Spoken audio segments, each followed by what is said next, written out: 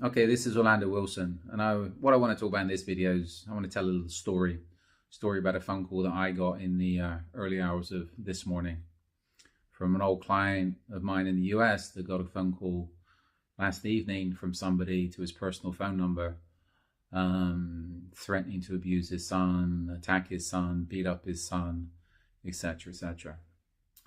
Client is an old client of mine, so he's a little bit wise.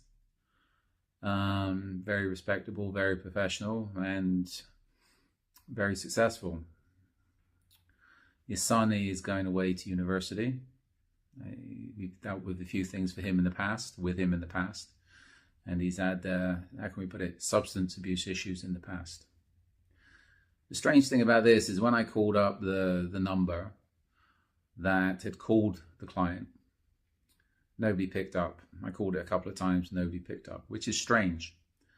Because generally, if somebody's trying to extort somebody, they're going to use a burner phone. And they're going to pick up whichever number calls that burner phone because they want a payment. They want to arrange a payment. And payments were asked. The people that called up the client mentioned drugs and debts and everything else. So they were referring to that the son owed money for certain things.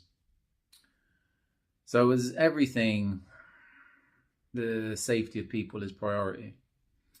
The client called up his son, which seemed a little bit blasé about things, saying he'd just been threatened and his father just got the phone call. The police should have been called if there was a threat, if there was an active threat, but the father didn't want to call the police to the son's apartment because he wouldn't be sure what was in the apartment.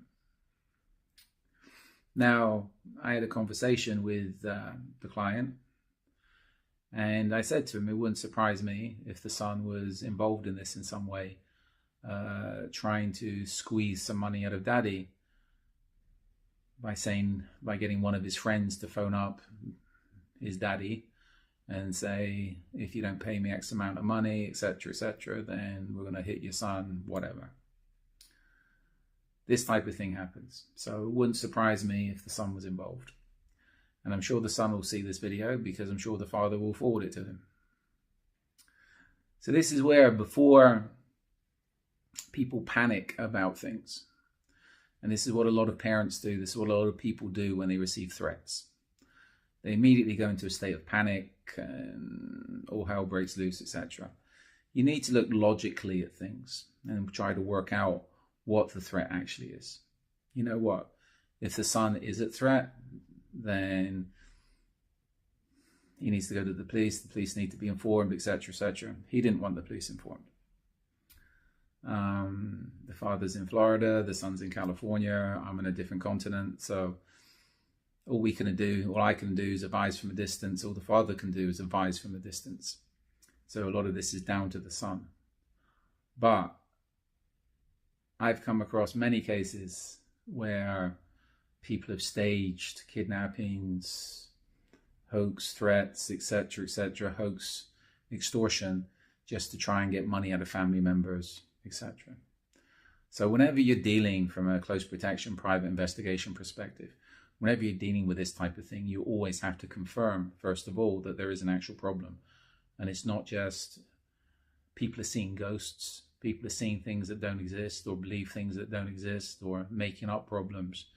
Or, as I said, people are literally making up problems to try to squeeze money out of loved ones. Anyway, I hope this story makes sense to a few of you, because I think this happens. This isn't the first call I've got about this type of thing, or first call where I've dealt with something like this. It's turned out to be what I said it was. So this isn't uncommon. I think it happens a lot more than a lot of people want to admit. So, as I said, I hope this makes sense, and I can give some of you some guidance.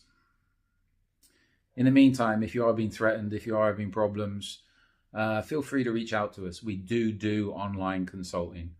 Even though I'm traveling a lot these days with modern technology, we're open to Zoom consultations via messengers, etc. So if you have a problem wherever you are, you can connect with us, and we're happy to do online consultations for a wide variety of security issues or planning and preparation issues, etc. Risk management issues. So feel free to reach out to us if you have any questions for a consultation. In the meantime, I have an array of articles online that cover close protection, personal security, kidnap and ransom investigations, etc., and an array of books on Amazon that cover the same topics, and crime fiction. Also, follow us on social media, because we've got a lot of videos up at the moment, and we've got a lot more coming up on various topics to do with close protection, investigations, personal security, problem solving, and life in general. So follow us along. And again, I'll do another video after this to talk about how to manage clients in situations where people are at threat, which will give you some guidance. And especially if you're under threat, if you're having problems yourself, we'll give you some guidance on how to deal with the situations. But in the meantime, be good, stay safe, stay out of trouble. And if you think you're dealing with problems, always confirm it's actually a problem and not just somebody playing games with you.